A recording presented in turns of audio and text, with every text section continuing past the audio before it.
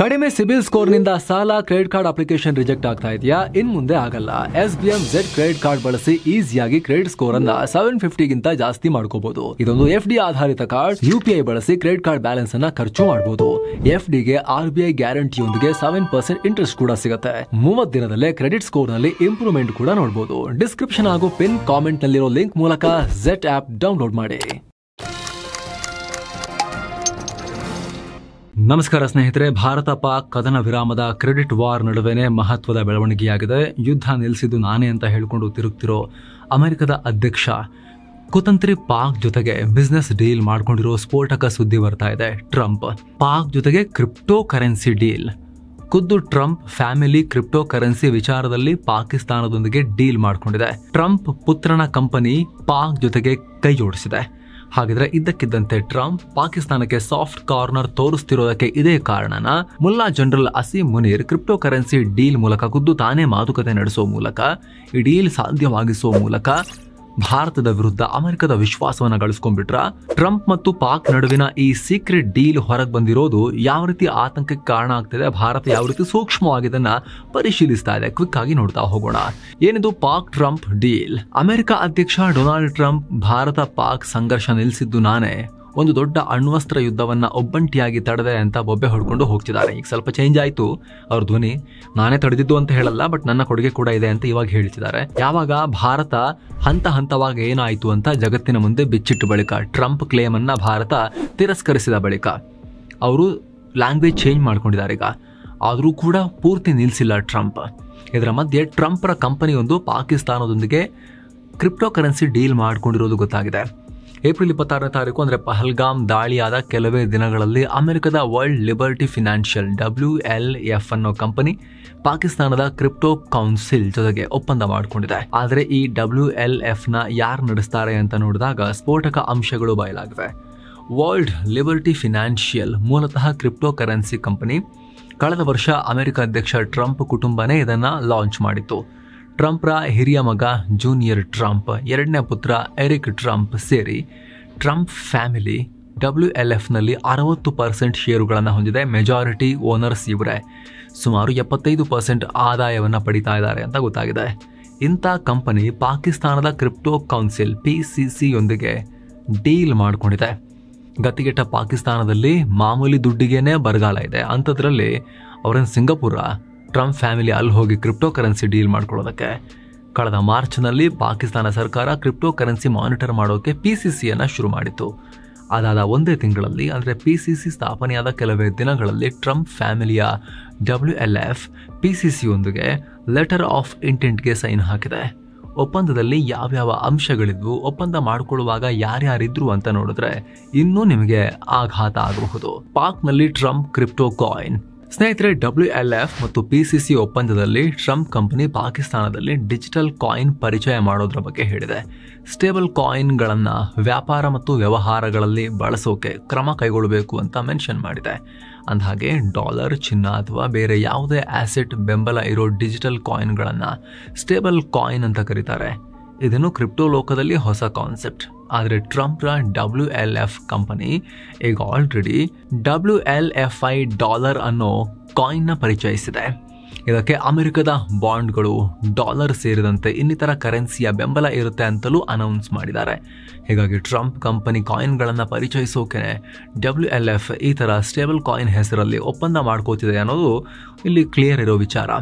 ಉಳಿದಂತೆ ಪಾಕಿಸ್ತಾನದಲ್ಲಿ crypto currency ಮತ್ತು ಬ್ಲಾಕ್ ಚೈನ್ ಟೆಕ್ನಾಲಜಿಯನ್ನು ಪರಿಚಯಿಸೋದು, ಲ್ಯಾಂಡ್, ಬಿಲ್ಡಿಂಗ್, ಇವನ್ ಲೈಫ್ ಸ್ಟಾಕ್ ಅಂದರೆ ಜಾನುವಾರುಗಳಂಥ ಫಿಸಿಕಲ್ ಆಸ್ತಿಗಳನ್ನು ಕೂಡ ಡಿಜಿಟಲ್ ಟೋಕನ್ಗಳನ್ನಾಗಿ ಕನ್ವರ್ಟ್ ಮಾಡೋದು, ಪಾಕಿಸ್ತಾನದ ಹಣಕಾಸು ಸಂಸ್ಥೆಗಳಿಗೆ ಕ್ರಿಪ್ಟೋ ಕರೆನ್ಸಿ ವಿಚಾರದಲ್ಲಿ WLF ಗೈಡ್ ಮಾಡೋದು ಈ ಒಪ್ಪಂದದಲ್ಲಿ ಸೇರಿದೆ. ಇಂಥ ಮಹತ್ವದ ಒಪ್ಪಂದದಲ್ಲಿ ಪಾಕಿಸ್ತಾನಿ ಹಣಕಾಸು ಸಚಿವ ಮೊಹಮ್ಮದ್ ಔರಂಗಜೇಬ, ಮಾಹಿತಿ ಸಚಿವ ಅಟ್ಟವುಲ್ಲಾ ತರಾರ್, ಪಾಕಿಸ್ತಾನಿ ಸ್ಟೇಟ್ ಬ್ಯಾಂಕ್ನ ಗವರ್ನರ್ ಸೇರಿದ ಹಾಗೆ ಅನೇಕ ಪಾಕಿ ನಾಯಕರು, ಹಿರಿಯ ಅಧಿಕಾರಿಗಳು ಇದ್ರು. ಅಲ್ಲದೆ ಅಮೆರಿಕ ಕಡೆಯಿಂದ WLFನ ಕೋ ಚೇರ್ಮನ್ ಜ್ಯಾಕರಿ ವಿಡ್ಕಾಫ್ ಕೂಡ ಹಾಜರಿದ್ರು. ಅಂದಹಾಗೆ ಈ ಜ್ಯಾಕರಿ ಅಮೆರಿಕದ ರಿಯಲ್ ಎಸ್ಟೇಟ್ ಉದ್ಯಮಿ ಮತ್ತು ಟ್ರಂಪ್ರ ಲಾಂಗ್ ಟೈಮ್ ಬಿಸ್ನೆಸ್ ಪಾರ್ಟ್ನರ್ ಆಗಿರೋ ಸ್ಟೀವ್ ವಿಡ್ಕಾಫ್ರ ಮಗ. ಸ್ಟೀವ್ ವಿಡ್ಕಾಫ್ ಸದ್ಯ ಅಮೆರಿಕದ ಸರ್ಕಾರದಲ್ಲೂ ಕೂಡ ಇದ್ದಾರೆ.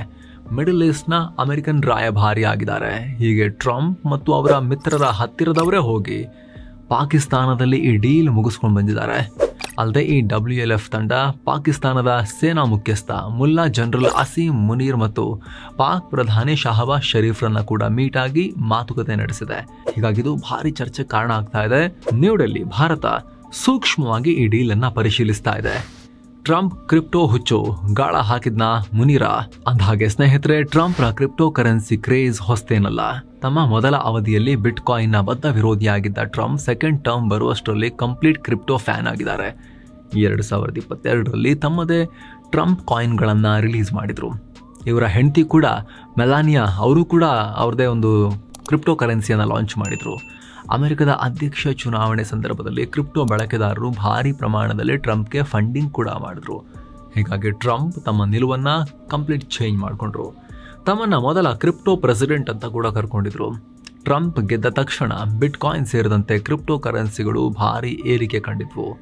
ತಮ್ಮ ಮಕ್ಕಳಿಗೆ ಖುದ್ದು ಟ್ರಂಪ್ ಕ್ರಿಪ್ಟೋ ಬಿಸ್ನೆಸ್ಗಳಲ್ಲಿ ತೊಡಗಿ ಅಂತ ಹೇಳಿದ್ರು. ಇದೇ ಹಂತದಲ್ಲಿ ಟ್ರಂಪ್ ಪುತ್ರರು WLF ಕ್ರಿಪ್ಟೋ ಕರೆನ್ಸಿಯನ್ನ ಶುರು ಮಾಡಿದ್ರು.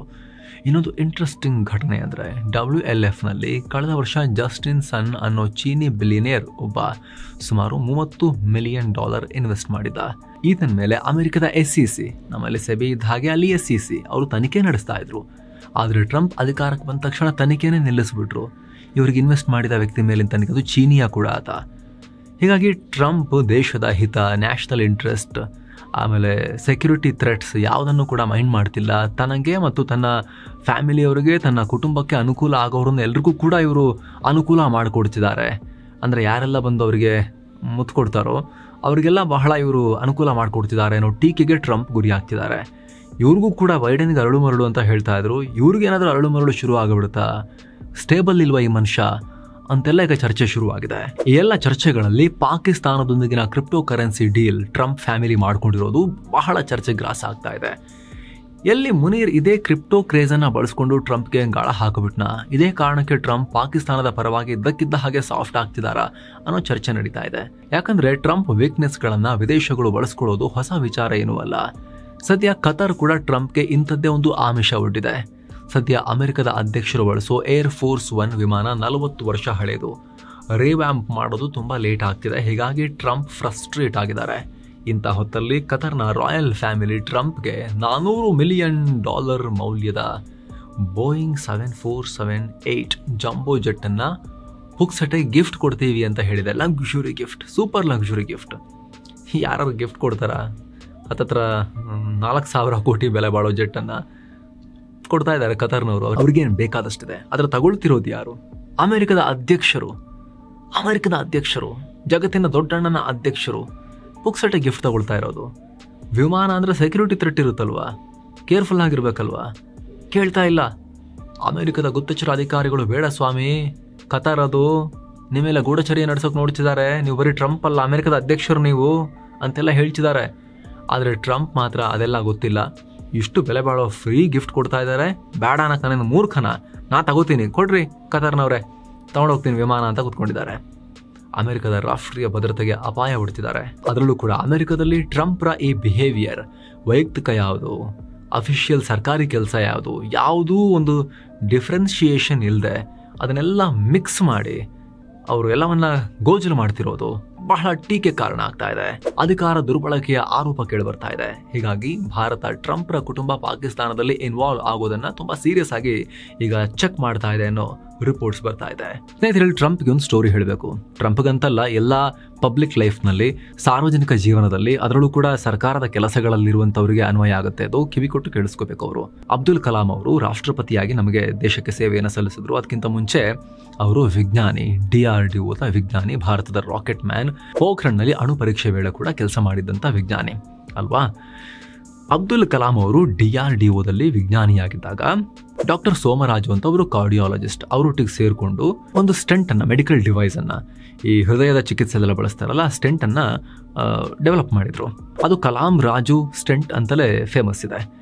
ಅದು ಸಕ್ಸಸ್ಫುಲ್ ಆದಾಗ, ಕಮರ್ಷಿಯಲ್ ಬಳಕೆಗೆ ಅದು ಬಂದಾಗ ಅಬ್ದುಲ್ ಕಲಾಂ ಅವರು ಹೇಳಿದರು, ಇದರಿಂದ ಬರೋ ದುಡ್ಡು ನನಗೂ ಬರಬಾರ್ದು, ಅಬ್ದುಲ್ ಕಲಾಂಗೂ ಬರಬಾರ್ದು, ಕಾರ್ಡಿಯಾಲಜಿಸ್ಟ್ ಡಾಕ್ಟರ್ ಸೋಮರಾಜುಗೂ ಹೋಗಬಾರ್ದು, ಇದು ಸರ್ಕಾರಕ್ಕೆ ಹೋಗಬೇಕು, ಆ ಮೂಲಕ ಪಬ್ಲಿಕ್ ವರ್ಕ್ಗೆ ಹೋಗಬೇಕು.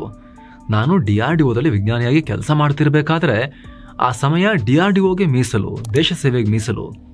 ಆ ಟೈಮ್ನಲ್ಲಿ ಡೆವಲಪ್ ಮಾಡಿರೋದು, ಇದು ಸರ್ವಿಸ್ನಲ್ಲಿ ಇದ್ದಾಗ ಡೆವಲಪ್ ಮಾಡಿರೋದು. ಹಾಗಾಗಿ ಇದರಲ್ಲಿ ಬರೋ ಇನ್ಕಮ್ ನನ್ನ ಅಕೌಂಟಿಗೆ ಬರಬಾರ್ದು, ಸರ್ಕಾರಕ್ಕೆ ಹೋಗಬೇಕು, ಆಮೇಲೆ ದೇಶ ಸೇವೆಗೆ ಹೋಗಬೇಕು. ದೇಶದ ಜನ ಸರ್ಕಾರಿ ಜಾಬ್ ಕೊಟ್ಟು ನನ್ನನ್ನು ಹೈರ್ ಮಾಡಿದ್ದಾರೆ ಅಂದರೆ ಅವ್ರು ನನಗೆ ಸಂಬಳ ಕೊಡ್ತಿದ್ದಾರೆ ಅಂತ ಅರ್ಥ ಅಂತ APJ ಅಬ್ದುಲ್ ಕಲಾಂ ಅವರು ಹೇಳಿದರು. ಸೊ ಇಷ್ಟು ಸಾಕು. ನಾವು ಇದನ್ನು ಯಾಕೆ ಟ್ರಂಪ್ ಕೇಸ್ನ ಈ ಟೈಮ್ನಲ್ಲಿ ಮತ್ತು ಎಲ್ಲ ಪೊಲಿಟಿಷಿಯನ್ಸ್ಗೂ ಪಬ್ಲಿಕ್ ಸರ್ವಿಸ್ನಲ್ಲಿರೋರಿಗೂ ಅನ್ವಯ ಆಗುತ್ತೆ ಅಂತ ಯಾಕೆ ಹೇಳಿದ್ವಿ ಅಂತ ನಿಮಗೆ ಇವಾಗ ಅರ್ಥ ಆಗಿರುತ್ತೆ. ಮತ್ತೆ ಭೇಟಿ ಆಗ್ತಿರೋಣ. ನಮಸ್ತೆ.